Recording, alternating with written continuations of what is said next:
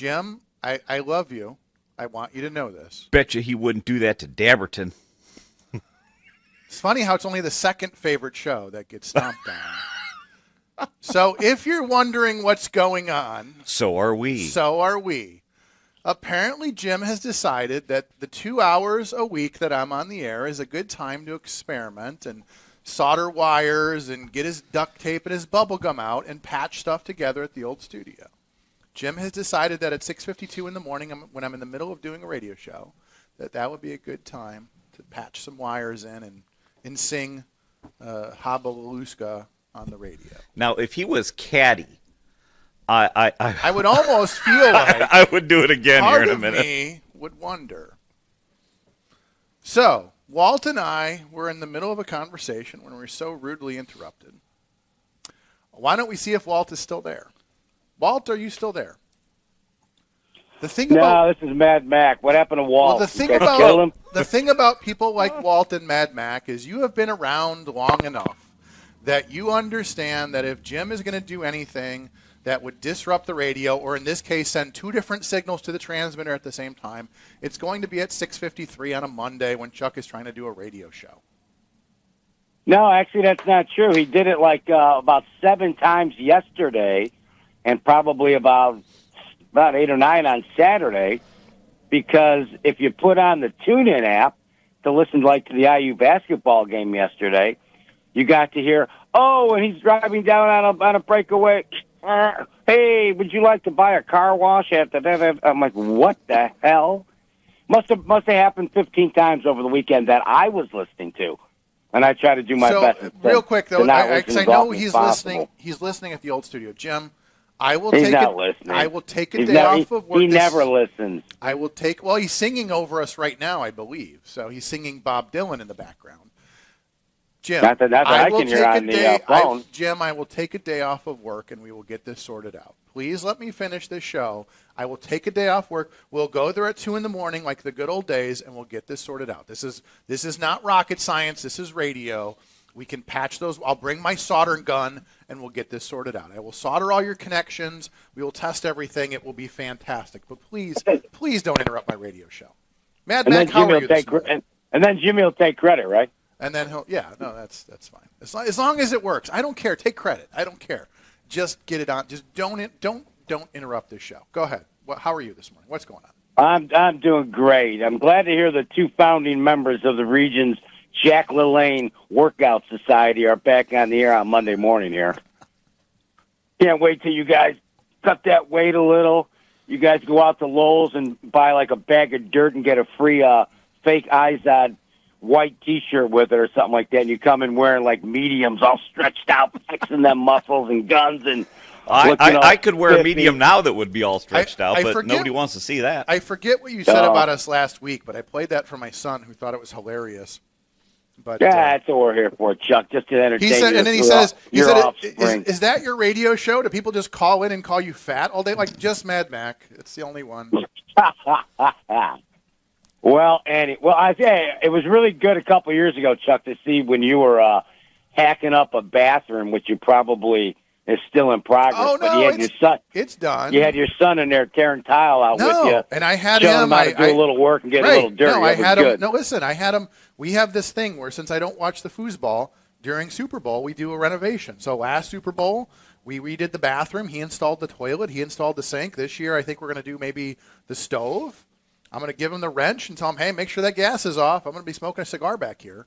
So, I'd get him into those sports a little, though, because you don't want him, jumping over to the other side of the fence there. Next thing you know, he's got a skirt in his closet or something. He played for Lake Central this year.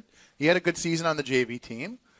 He's a tall kid, right? Yeah, I thought he was going to play basketball. He decided to play football, which was, it is what it is. And he had a good time. The season's over now, but as long as he's doing something. He's doing something. He's going to the gym. He's got me going to the gym, so we're going together. And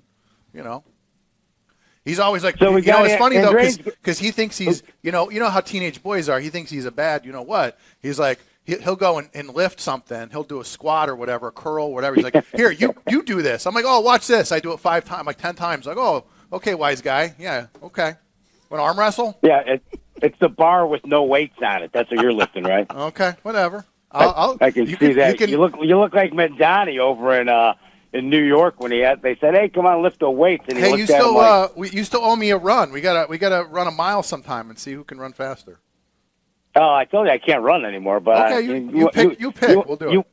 You want to do pickleball, boy? Oh yeah, no, that's a. You're gonna end up having a lien on your house. 150 years ago, it's like, I will challenge you to a duel, sir. Today, man, I will challenge you to a pickleball, sir. Exactly. Yeah. I can bowl. The Andrean game went well. They won, didn't they? Andrean won by like 100. Andrean did quite well on Friday. They won the game. Yeah. You know, I stopped by at halftime and I jumped up on the top of the bleachers and I saw the Andrean marching band. They were kind of coming up with this configuration. I was like, wow, what are they doing there? And it spelled out Kuziak. I couldn't believe it. No, and the crowd was going, stop. Kuziak. Stop. Kuziak. What? What's wrong with that? I mean, it's a good group of Catholics over there. They forgive and forget. Bishop Noel, unfortunately, did not. They've rescinded his diploma, by the way. Okay. I don't want to have you hung up on, so stop. Okay. What you got? By who? The AI producer you got running the commercials in the middle of Walt's call? You are her second favorite caller, by the way. Yeah, you see? Yeah, like who's going to – yeah, Walt's never going to call in again now. He's like, you know what, I'm not going to bother. Hey, so what's with your boy Ron over there? You're defending Brandon Johnson. Even the black folks in Chicago aren't defending him because you know what they're doing? They're moving. Chicago has never had more people leaving the city, and it's led by the African Americans. But again, like you grew up on the South Side, right? I mean, I grew up in Englewood. You grew up in Englewood, place that makes where Ron lives look like Briar Ridge. Okay, so here's the interesting thing, and I want to digress for a second because people were talking God about. Bless Ron for his service. But that's all I bless him Okay, for. so people were talking about Mom Donnie and saying, hey, look, how does it affect you, whatever. So how does it affect you, some white dude that doesn't live in New York? I go, well, here, I can tell you exactly how it affects me because my town has doubled in size, so has Bob's, and so have several others here in the region because of the bad policies in Chicago and greater Illinois. So it's kind of like, hey, this doesn't affect you. Like, no, the hell it doesn't. Like, it affects everybody because people are fleeing New York and going to Florida and Texas, and people are fleeing Chicago and moving to Dyer and St. John and Wisconsin. So this idea and you know who doesn't like it? The people in St. John and Dyer and Florida. Well, okay, like, here's the other thing. Like, look, you stay over there. You screwed it up enough. Now either fix it or sink with it. But then also, we don't want you people here. Okay, well, and here's the other part of that. Again, my wife coming from the prosecutor's office, we have. You have all this retail theft happening. People are walking out of Kohl's with handfuls of stuff. We have police chases. There was a crash over the weekend in Munster. We have all this stuff going on where you have all of these things that are happening here in the region, and guess where they're all from? So, I mean, this idea that Chicago politics have no effect on us, I mean, this even goes back to the argument that Bob and I had about the LPRs in Dyer. And what did you say, Bob? It's because we want to know when these guys are, driving through Dyer going back to Chicago. Yeah, I mean, the big brother argument, I don't buy it.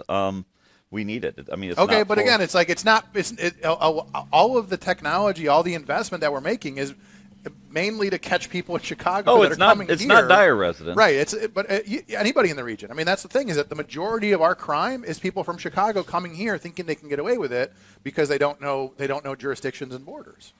Right, and then we've got to pay for it, though, because the tax dollars we pay on the Fed so again, that's the whole end thing. Up going not to our state and not our place.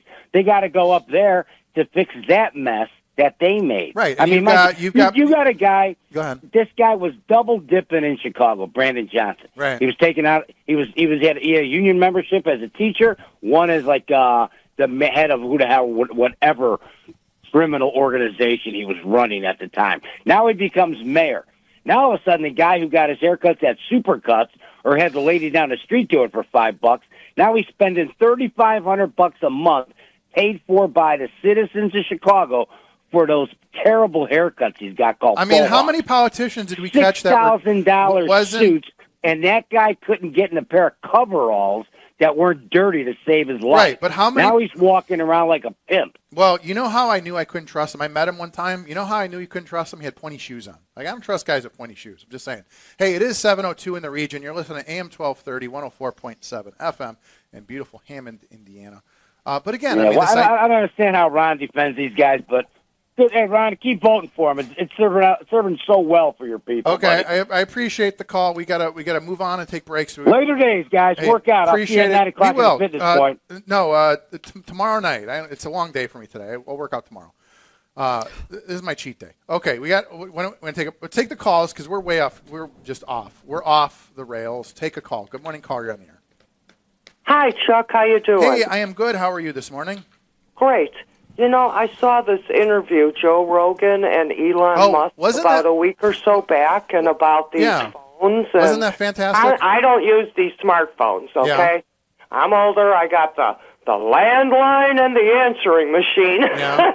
So he said they'll all be his guess. Best guess is 5 to 6 years, no more smartphones. There won't be email.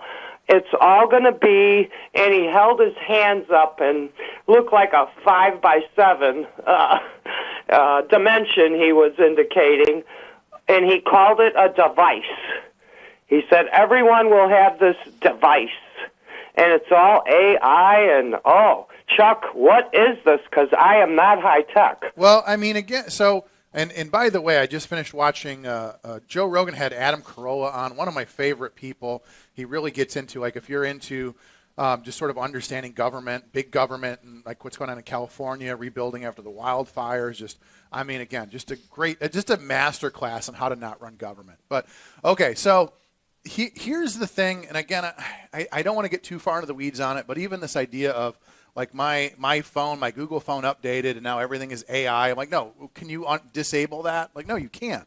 So, Is there a default button? Someone talked of a default button or something? Well, that's the thing, is that in a lot of cases you can't turn AI. If you Google something, AI is your go-to result. If you like your phone, my phone updated, everything is AI based. And so this was, we had this discussion last week with our friends in Hobart about they're trying to stop this data center from building in Hobart.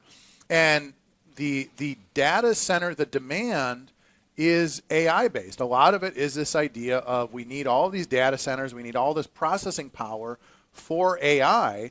And then the question becomes like, who asked? I mean, again, it's like, I don't want to be that old man where it's like, riding my horse going, oh, those horseless carriages. But again, it's like, does everybody need AI on every device all the time? Like, is this, I know Jim's probably listening going, oh, of course we do. And, everything's got to be AI. Like for me, it's like, I don't need it. Even I had a meeting the other day for school. My son had his meeting, his senior, and I met with his counselor and everybody, and they said all these kids, like everything we have to do now is based around keeping the kids from cheating with AI. Like everything that we do, we've had to rewrite like our tests and our homework, and because the kid just AI everything. Wow. So like even the teachers are going, we have put all of this energy into. It'll make for weak brains on those students. But that's the point, though, is like, it's one thing to use AI, like, hey, I'm stuck on this math question. I hated algebra. It's like, hey, help me figure out this. But that's not what they're doing. AI is a second, like people used to use, was it the Cliff Notes and stuff like that? Yeah. This is next level where AI can basically just do all of your work for you. And like you said, it's like, you're going to have a whole generation of kids that are just AIing their homework, and if the teachers aren't keeping up with it, they don't know how to catch it, how to do that. It's like you're just going to have a whole generation of kids just using AI just to get through life, and then one day it's like, hey, like you said, the AI is not going to be there. You're going to be on a job site or whatever. Like, hey, AI isn't here to help you figure this one out, kid. Good luck. I don't know. He did also mention in that interview, Elon, that many jobs will disappear. And the first ones he said to go would be anybody who has a job that uses a computer and a mouse. Well, basically a lot of, like, even my son was very interested in like computer science and coding and stuff like that. Just in a couple of years, that whole industry just fell apart. Right. And so that's stuff like that where my argument has always been, and again, I'm going to tell you and anybody listening, especially if you've got kids, like my son's, finishing high school. Here's what I've told him for years. I said, look, if you know how to do something, if you know how to change a light switch, you said you can have all the robots in the world. Somebody has to program and fix those robots. If you don't mind getting your hands dirty, if you don't mind carrying a toolbox You know what I mean? Like, and that's the thing. It's like even in these meetings with his counselors and stuff, everything was path for college. I was like, look, we're looking trade school. We're looking, I want him to. I mean, working with computers is fine, but I want him to be just like Mad Mac was saying. Like I buy a toilet, I give him the instructions. I go, here, figure it out, install that toilet. You know what I mean? Like that's what we need to be doing with these young people. It's like, hey, here's they some need a tools fallback. right. I mean, that's the thing. You know, could you just see, like, I mean, I'm not 85 or anything, but could you just see, like, people having to use that device he talks about for everything? Well, how could this even work? Here, before I move on, there was a great article over the weekend from the Ford CEO, Jim Farley. He says he needs 5,000 mechanics. He said the job pays $120,000 plus a year, and he is short 5,000 mechanics. So it doesn't. You're offering six figures out of the gate. They're going to make more than doctors, Chuck. Well, that's what I'm saying. The people that can, and this is what I always said, and you said it, you hit it. I told my son, I said, if you can change a light switch, like if the power is out, if somebody's water is out, if you can fix it, I don't care how many degrees they have, they will give you a blank check to fix that problem. If you can troubleshoot, because again, like, you can't use AI to figure out why there's a leak in a pipe or why the electricity, if you can critically think, if you can troubleshoot, I don't care what you do, you will always there will always be a demand for your services. Yeah. So, well, thank you, Chuck. Okay, thank you. Appreciate it. Yeah, as far as the AI stuff goes, I mean, just that's such a rabbit hole. And they're really, again, it's like, I hope that it's a fad. I said that to Jim one day, came running in. He was like, "How? It's not a fad." Like maybe it is. Maybe the whole world using AI is a fad, and maybe it will find a sort of a niche where it has certain uses. But for the most part, maybe it's a fad. I don't know. I two things on that. Yeah. One with the you made a really good point. So mark I that usually mark that on the calendar that it's 7. There's the first one. The idea of the old man on the horse yelling at the horseless carriage. I mean, to say that we're not going to have a device. I think you and I have a half dozen devices right here. Well, I mean, again, we're not that old where the teacher said you're not going to have a calculator in your pocket. You're not always going to have that. Yeah, we will. And for AI, Liam came home with some math, this new math. It really is a thing. Math is a thing. I took a picture of the sheet and I just uploaded it to ChatGTP and I said, solve this for me, just so, because I didn't want to fuss through it and populate everything. And so I think the real trick with AI is getting people to use it beyond just a glorified Google or search. It really does some amazingly powerful things. That is a time saver. I think in my job, I don't know that it will replace people, but I think it will probably make the quality of work better. But there's also the question of, can you trust it? Like, even there was a story over the summer of, like, I think it was the Chicago Tribune. They had AI write an article about books, and it just made up books. Or there's a meme about a guy who says, "Hey, AI, can I eat this mushroom?" AI says, "Sure you can." Then he's like on his deathbed. It's like, "Sure you can. It's poisonous though." Like, yeah. Oh, you're right. It was poisonous. Like, again, that's like, the crazy thing about AI. It's like, can you trust it? I'm sure it will improve. But to talk about the next point of actually doing something with your hands, I did 2 things this weekend, which I've always said that with a set of tools and YouTube or instructions. AI can't put up Christmas decorations. No, you got that going for you. So I had an outdoor water faucet that was leaking and repaired that. Swapped out an overhead light in one of the bedrooms. And you're right that it. Some of these folks that have money, if you've got a leaky faucet, you almost have a blank check. Well, no, like your furnace doesn't work on a Sunday, you got a blank check. Go in there. If you can go in there and diagnose it and fix it with parts on your truck on a cold Sunday, it's a blank check, buddy. I mean, again, it's not to say you gouge people, but if you have the skills to troubleshoot and fix a problem, to show up somewhere and fix a problem, you are an asset in this society. Okay, soapbox. We're gone. We'll take a break. Can we take breaks? Are we allowed to take breaks? Are we allowed to take? Have we been on the air? Right. We've been on the air. We're on the right channel of the FM transmitter right now, and Jim's on the left. Okay, we're going to take a break. We'll be right back with more after this, hopefully.